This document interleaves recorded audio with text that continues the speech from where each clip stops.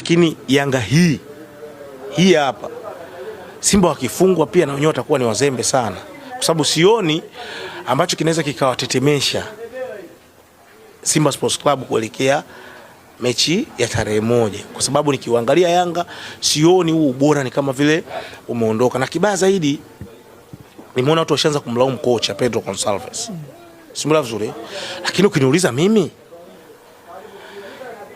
kuna kipindi fulani hapa Young Africans wanakipitia cha kusajili wachezaji wengi ambao wanaonekana kuwa ni wa kawaida. So anaweza akaja kila kocha kwenye klabu ya Young Africans akalaumiwa. Hiyo yote ni kwa sababu kuna wachezaji wengi ambao wanasajiliwa hawafiki kwenye ile daraja la wachezaji wengi ambao waliotoka.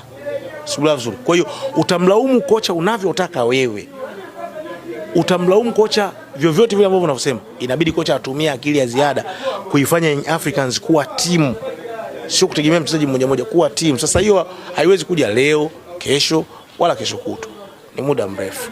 Kwa Simba pia inabidi baadhi ya wachezaji waache ubunifu na ndio binafsi.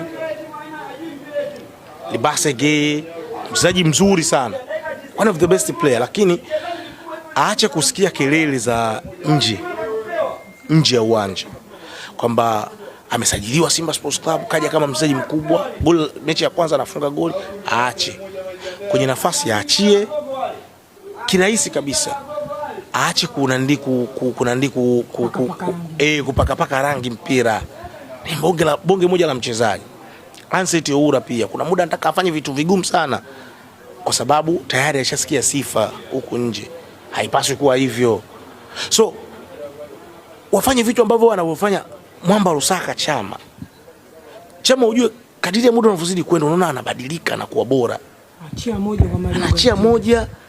Chama unaona sasa hivi amekuja Chama wa tofauti kabisa. Amekuja kwa ajili ya Simba Sports Club, sio yeye. Ukimwangalia Chama, ndivyo ambavyo wanavyopaswa kuwa wale wachezaji wa mbele. Wa mwisho ni Suleiman Mwalimu. As a striker, Mtanzania mwenzetu, umepewa nafasi adhimu. Klabu ni ipi? Simba Sports Club, klabu kubwa Tanzania. Kama mshambuliaji, Yesu unafunga, lakini kuna muda unaona ukitaka kumtegemea Suleiman Mwalimu ndo akupe matokeo mazuri tena kwenye big match, yeye ndo aamue na kadhalika. Uone hicho kitu. Mimi ukiniuliza mimi, subira vizuri. Leo mabeki wa Tanzania Prisons walikuwa kila wakifika kwenye tukio wanachukua mpira, sometimes wanamharibia move, inakuwa ni rahisi kabisa kumkaba. Kwa hiyo kuna muda walikuwa wana aweni kubwa sana mabeki wa Tanzania Prisons pale mbele Simba Sports Club. Bado mimi pananipa mashaka.